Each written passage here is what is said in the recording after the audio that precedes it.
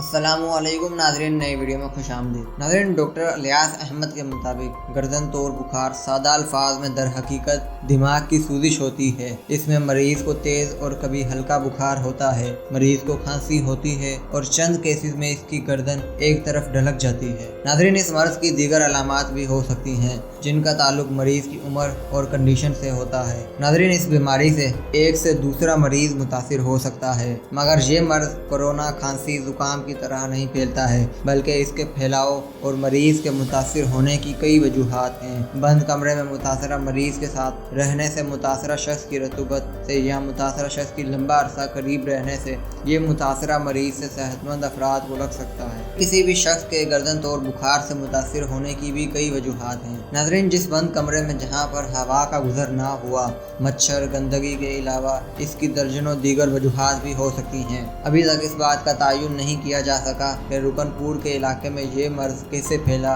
मगर वहाँ पर महकमा सेहत के माहिर डॉक्टर्स मौजूद हैं जो इस बात का तयन करने की कोशिश कर रहे हैं कि वहाँ बुखार कैसे फैला। नाज़रीन, महकमा सेहत रहीम यार खान के मुताबिक मुतासरा इलाके में माहिरीन की टीमें काम कर रही हैं और इब्तदाई तौर पर स्प्रे वगैरह किया जा रहा है।